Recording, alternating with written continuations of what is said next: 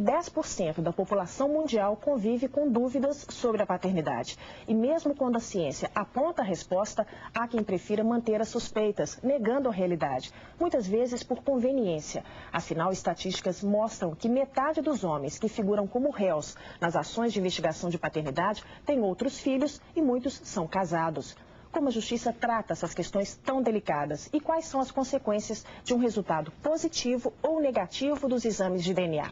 Para falar sobre esse assunto, o Via Justiça convidou o médico geneticista, o professor Sérgio Danilo Pena, o juiz titular da Primeira Vara de Família de Belo Horizonte, Nilton Teixeira Carvalho, e o presidente do Instituto Brasileiro de Direito de Família, o IBDFAM, o advogado Rodrigo da Cunha Pereira, a quem eu agradeço a presença aqui no programa Via Justiça. Doutor Sérgio Danilo Pena, eu inicio com o senhor uma opinião certamente voltada para a ciência.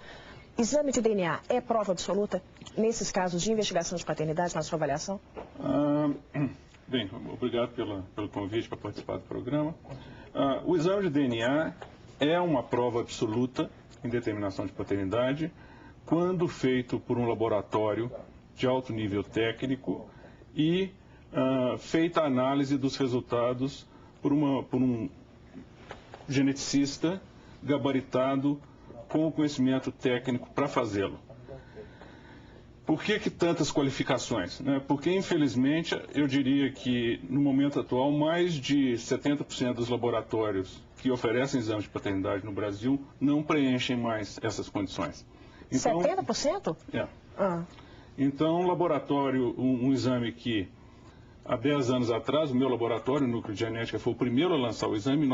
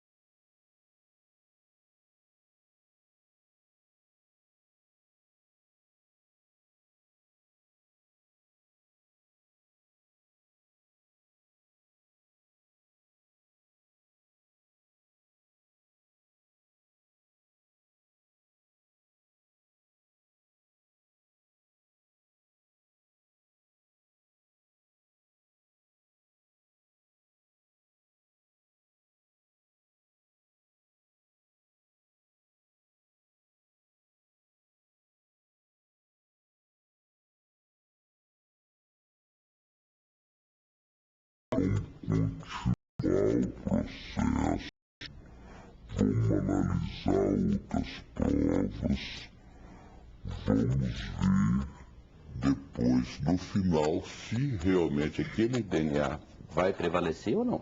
Até porque ainda é isso, resultados realmente não existe essa questão do tempo absoluto. Nós temos um caso, inclusive, no doutor É um trato de paternidade da paternidade, em razão disso tudo, que o DNA vem fazer uma revolução no direito de família, porque ele desloca da questão moral e vai para o aspecto científico. Porque o que se faz de contestação numa investigação de paternidade é só dizer que a mãe teve relação com vários homens e acaba indo para uma questão moral. Então, o DNA, ele desloca esse eixo para o aspecto científico, mas também não podemos parar aí, porque em razão disso é que hoje nós podemos dizer que tem a paternidade registral, a paternidade biológica, a paternidade socioafetiva. E neste caso aí relatado, não tem a paternidade socioafetiva, era uma paternidade biológica. Aí eu pergunto para o senhor, doutor Sérgio, muitos desembargadores, não é raro a gente ouvir isso dos desembargadores, inclusive em Minas Gerais, essa frase, não somos homologadores de laudos, não somos meros homologadores de laudos, por isso não somos obrigados a aceitar tudo que a ciência nos aponta. Eu concordo 100% com o que o juiz falou, no sentido de que, de maneira nenhuma, o laudo pode se arrogar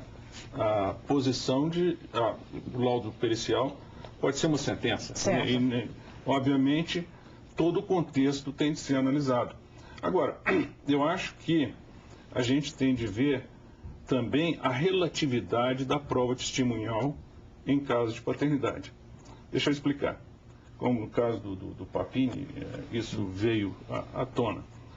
Porque o evento da paternidade é a penetração de um espermatozoide em um óvulo. Isso não há testemunha. Você pode ter testemunha até da coabitação, do namoro, da afetividade, das idas ao motel, até no caso de uma relação sexual. Certo. Mas você não tem garantia nenhuma que aquela relação sexual levou a uma concepção. Então pode acontecer, por exemplo, o indivíduo ter relações diárias com uma mulher por um período de 6 meses e ela engravidar de outro.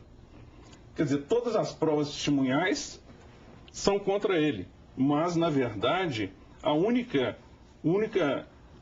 prova que pode demonstrar a verdade nesse caso... Ficou nos bastidores? É o DNA. E existem, inclusive, casos, por exemplo, na literatura, de gêmeos de pais diferentes. Ou seja, a mulher tem relações com 2 homens na mesma noite ou em dias subsequentes. Se ela teve 2 óvulos, 2 homens, cada um fertiliza um óvulo diferente.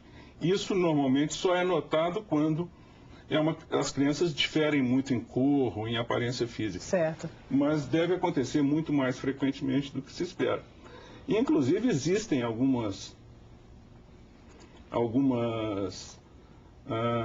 trabalhos de fisiologia que mostram que a fertilidade da mulher aumenta com o prazer e a excitação. Sim. E, geralmente, a relação ilícita ou a relação é muito mais excitante do que a relação do casamento normal. Então, aumenta a fertilidade. Então, eu acho que, eu concordo com o juiz, como eu já disse, que todas as provas têm que ser levadas em conta, mas nós temos de ver a relatividade das provas. Certo. Então... eu acho que a prova em DNA, acho que ela tem um peso diferente, sim. Acho que é o contexto das provas, mas o exame em DNA é uma evolução, na verdade, uma revolução científica que tem que ter um peso maior. Vamos encerrar esse bloco, a gente retoma esse assunto certamente no próximo. E quando o suposto pai se recusa a fazer o exame de DNA, qual é a saída? Decisões reiteradas do Tribunal de Justiça de Minas não aliviam os que correm da verdade. Vamos conferir qual é a decisão mais recente?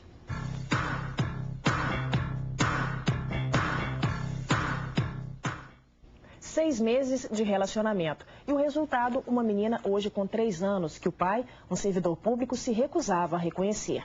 Na justiça, ele confessou ter conhecido a mãe da criança, mas não se recordava de ter mantido relações sexuais com ela. A mãe conseguiu a gratuidade do exame de DNA, mas o servidor se recusou a submeter-se ao teste. Diante da recusa, ele foi condenado a pagar pensão alimentícia equivalente a 25% do vencimento, além de um salário mínimo desde a data em que recebeu a citação. Os desembargadores da 8ª Câmara Civil do Tribunal de Justiça de Minas confirmaram a sentença, ressaltando que o pai não pode ser obrigado a fazer o exame. Mas a recusa sem motivo convincente é sério indício da paternidade biológica e a negativa nessas condições só pode ter por finalidade dificultar o esclarecimento da verdade. O novo Código Civil, que entrou em vigor em janeiro desse ano, tratou de esquentar a polêmica sobre a paternidade. Uma alteração levada no último minuto ao texto define ser imprescritível a ação negatória de paternidade. Muitos alertaram para as consequências nefastas dessa decisão sobre a família, já que a qualquer momento a paternidade poderia ser negada, trazendo insegurança aos laços familiares e a possibilidade da pessoa, de repente, perder a identidade genética. Doutor Newton, só não deve ter recebido ainda uma ação, talvez já declarando sobre a imprescritibilidade desse tipo de pedido, de ação negatória de paternidade. Mas o que o senhor achou dessa alteração do Código Civil? Olha, essa alteração, na verdade, encampou o entendimento que já vinha lá do Superior Tribunal de Brasília. Então, já havia várias decisões do Superior Tribunal de Justiça no sentido de que é imprescritível também a negatória de paternidade, a exemplo do que já era tranquilo aí em texto legal, a investigatória. Porque parte do entendimento que a negatória, na verdade, é um investigatório ao inverso. Eu primeiro nego a paternidade para depois procurar a paternidade, né? Excluo quem é o meu pai na certidão de nascimento para depois investigar a paternidade. Certo. E é difícil, mas não é a questão toda, porque o próprio superior já entendia que o filho que achava que aquele pai não era, na verdade, o seu genitor, ele já estava propondo a ação investigatória de paternidade. E a decisão do juiz cancelava automaticamente o nome do pai anterior. Você entendeu? Sim, a questão? E a consequência de você perder, talvez na metade da sua vida, por exemplo, da sua vida adulta, uma identidade que você julgava ser certa, Rodrigo? Esse é o outro lado da questão, porque se eu tenho 40 anos, né, e eu descubro que o meu pai, a quem eu sempre chamei de pai, não é o meu pai biológico, será que ele poderia entrar com uma negatória de paternidade? Quer dizer, daí essa história de a gente chegar no meio termo da paternidade, aí é que entra o desenvolvimento dessa teoria da paternidade socioafetiva e o lado negativo da imprescritibilidade da negatória, porque até que ponto, uma coisa é saber a origem genética e outra é a verdadeira paternidade, que pode coincidir ou não, né? Esse é o outro lado da história e em razão disso que já há algumas decisões e toda a crítica que se faz à imprescritibilidade em razão disso, de não se desmontar desmanchar uma paternidade, às vezes uma família. E é interessante, a gente tem algo que toca essa questão quando, no último ano nós tivemos 2 casos. E que, aliás, reforça a minha tese anterior. Em 2 casos, nós fizemos um exame de paternidade e o exame exclui a paternidade e a maternidade. Sim. Então, caracteriza-se uma situação que provavelmente troca de bebê em berçário. Todos os 2 casos tinham sido objeto de perícia feita em outro laboratório, que tinham excluído a paternidade, mas não a maternidade. Ou porque os laboratórios não olharam, e são casos em que a motivação do exame era o fato de que a criança não parecia com os pais. Certo. Então, em todos os 2 casos, eu conversei, porque aí não é um exame que você possa simplesmente mandar pelo correio para a família, quer dizer, você precisa de ter um contato, a notícia deve ser um choque, etc. E conversando com a pessoa, então eu explico que existem famílias que optam por deixar a coisa como que está. Outras não, optam por ir atrás para ver quem que seria a criança biológica, etc. Se a questão fosse somente socioafetiva, a família devia ficar quieta com aquela criança, porque a criança está perfeitamente integrada. E a notícia para a própria criança, mas todos os casos, nesses 2 casos, a família opta por ir atrás. Em primeiro lugar, que tem a possibilidade de um ganho financeiro com uma ação contra a maternidade. Certo. Em segundo lugar, que existe o interesse de ver quem que é o filho que é biologicamente deles, que eles nunca conheceram. Mas, de qualquer maneira, aquela criança vai ser prejudicada, porque só o fato de saber que foi objeto de uma